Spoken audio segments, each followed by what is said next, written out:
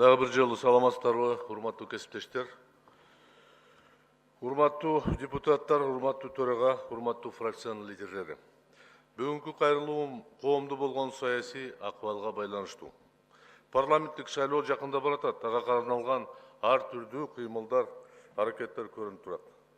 Эгер кайсыл бир жараныбыз өзүнүн саясий көз карашыны бийликке каршы күрөшүнү жарыяласа, бийлик ойлонуш керек. Мүмкүнчүлүк болсо анын көйгөйүн чечкенге иш аракеттер жасаш керек. Бирок экс-президент, долларлык миллионер болуп калган адам, Жогорку Кеңеште эң чоң фракциясы бар партиянын лидери бийликке каршы күрөштү баштаса, оппозицияны бириктирем деп жарыяласа, анда коомчулукта такыр башкача акыбал пайда болот. Ошондой эле ал кишинин айылы, тууган уруктары борборубузга жакын жайгашса, дүрбөлөң уюштурууга толук мүмкүнчүлүк бар. Бирөөнү жөндөн жөн эле сындаганы, анын аброюна ачык шек келтирген адаттарыны, экстин мүнөзүн баарыбыз билебиз. Жөнөкөй киши айтса бир жөн. Экс-президентке жарашпайт, себеби учурдагы Жогорку Кеңештин курамына өзүнүн үлүшү чоң деп эсептесек адашпайбыз. Ошондой эле мезгил келгенде, досум, мен туура эмес айттым, мен сени айткан эмесмин, кечирип кой деген адатын деле билебиз. Бийликти ээлеген саясий партиянын өмүрү түбөлүккө болбойт. Аны жакынкы тарыхыбыз далилдеп турат. Алга Кыргызстан, Ак Жол, андан мурда КПСС 70 жылдан ашык башкарган. Эми КПССтин жол жобосу башкача, тагдыры башкача. Бирок ошондой болсо да бул далил болуп турат. Партиянын ички талашы бул жеке партиянын иши. Өзүнүн жол жобосу менен чечилет. Ошондуктан сиздер менен бир-эки ой бөлүшкөнгө туура таптым. Жогорку Кеңештеги азыркы коалициялык көпчүлүк мыйзамга дал келбейт. Ал коалиция 4% кирген деп айтылат. Бирок фракция Республикада журт өткөн жылда коштурулган болчу. Бизде бул мыйзамга туура келбеген кадам деп эсептеш керек. Мыйзам талабына ылайык коалиция түзүлөт.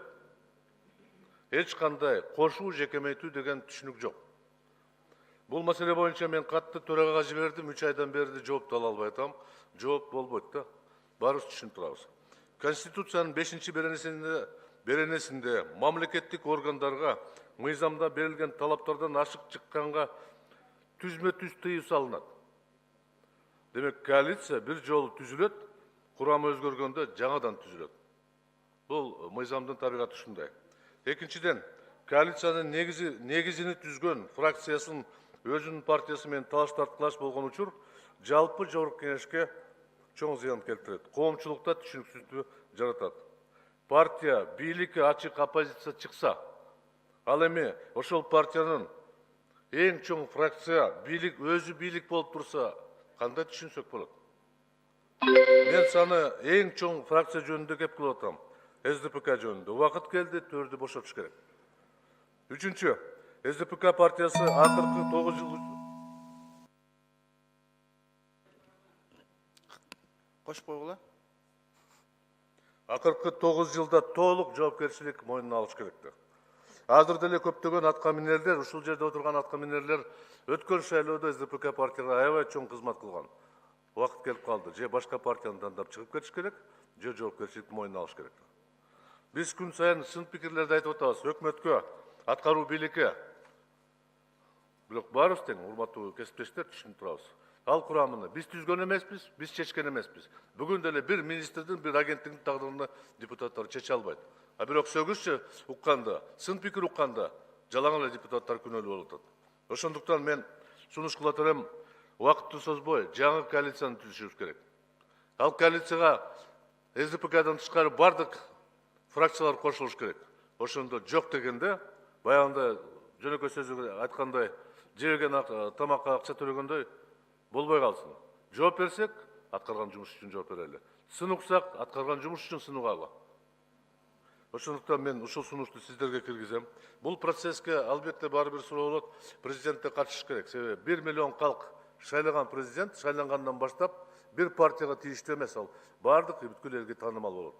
Ошол себептен негизги мыйзамдарда, баарыбыз мыйзамдарда президент шайлаган адам партиянын чыгып кетиш керек деген талап бар. Ошондуктан урматтуу кесиптештер, бүгінгі күнде біз бұл қадамға барбасақ, ертең кеш болып қалады. Уважаемые коллеги, я думаю, переводчики правильно переведут. Главный смысл – это мы должны создать новую коалицию, которая соответствует законам и работает в соответствии с законом. Сформировать настоящее коалиционное правительство и работать до выборов следующего года. Иначе нас ожидает плачевный конец. Спасибо. Рахмат. Урматтуу депутаттар, күн тартибин кароого өтсөк, күн тартибиндеги биринчи маселе. Иса Шашанкулов сөз сүйлөп атат, урматтуу депутаттар. Жооп берем дейт, коалициялык көпчүлүктүн лидери катары.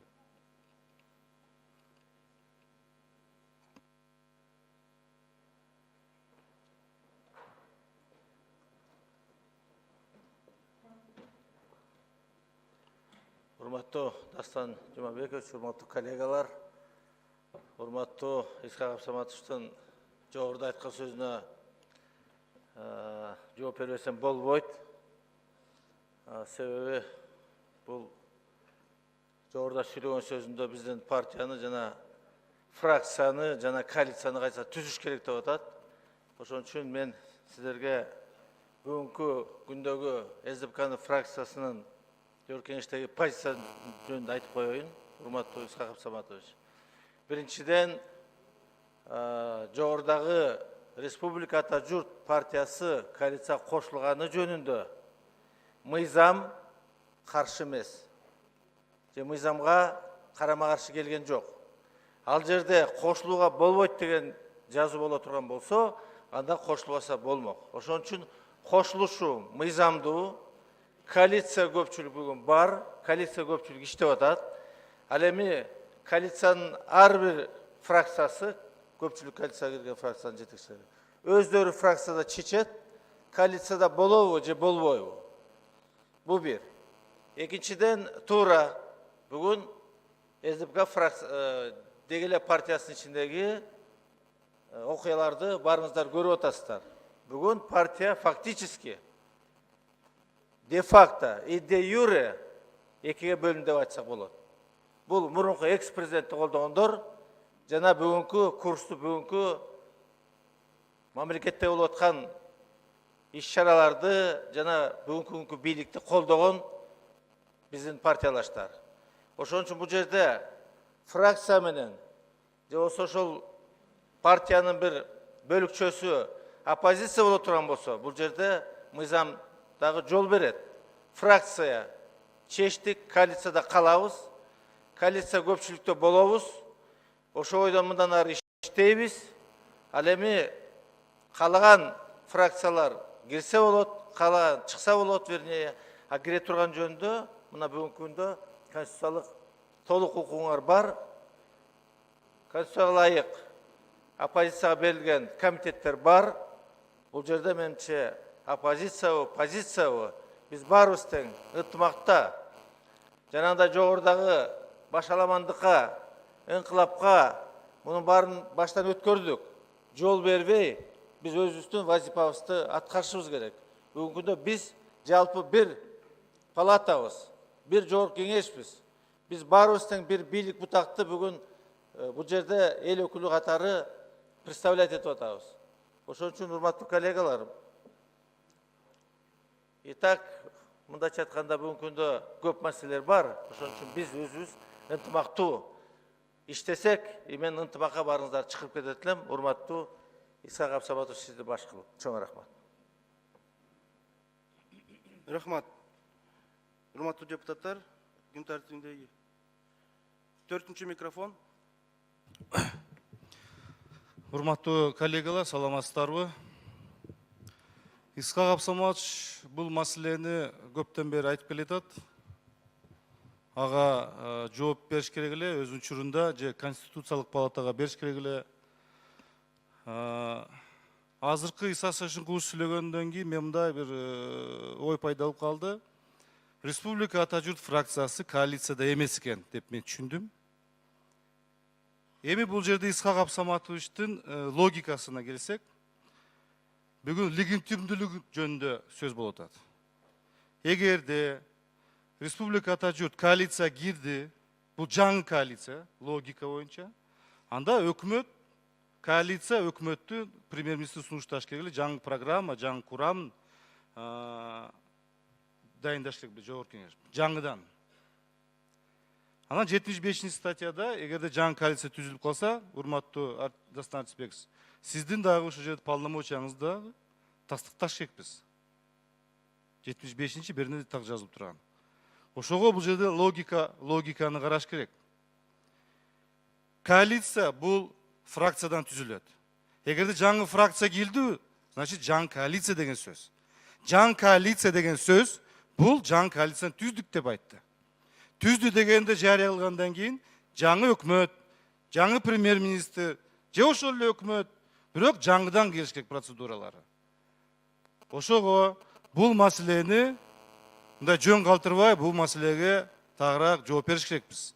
Же конституциялык палатага жазабызбы, же башка жака мыйзамды карайбызбы, ошол маселени өзүнчө бир карап чыгыш керек. Анан кийин республика ата жүркөн мен суроо берет элем. Силер коалициядасыңарбы же жөн эле прикрепленныйсыңарбы? Ошого дагы жооп берип коюш керек. Рахмат. Рахмат, бардыгы мыйзам чегинде болгон. Бакыт Эркешевич, өкмөт келген программасы менен биз бул жерден бекитип бергенбиз. Республика ата журт фракциясында киргени, мен ойлойм, мыйзамдуу, бул мыйзам жол берет, мыйзам менен кетти.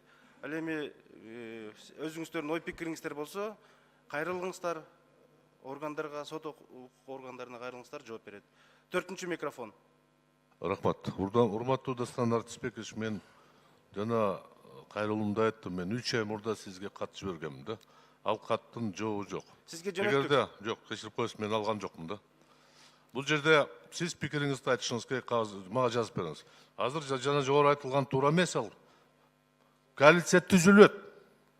Кошулбайт, кемейтпейт. Логиканы ойлосоңор, эгер бүгүн кошсок, республикада журтты, эртең тарынып кетсе, тентектик кылса, бөлүп таштайбы, андай болбойт эч качан. Анан коалиция түзүлгөндө чын эле жаңы курамы, жаңы өкмөт бекитилиш керек. Ал сиз айткан учур ал башка болчу. Премьер-министр алмашкан учур болгон, башка такыр. Ал сиз айтканда жаңы программа менен келди, туура. Бир күндө даярдап келишкен. Бирок негизи табигаты боюнча ушундай да. Коалиция жаңыланганда түзүлүп туруп, жарыялап, мына биз ушул максатка баратабыз дегенде жаңа өкмөттүн курамын ушул жерде бекитишибиз керек да. Бир аз туура эмес түшүнүк берип атасыңар да. Рахмат, Исхак Абсаматович. Мыйзамга таянабыз. Сиздер логиканы айттыңыздар, биз мыйзам менен кеттик. Рахмат.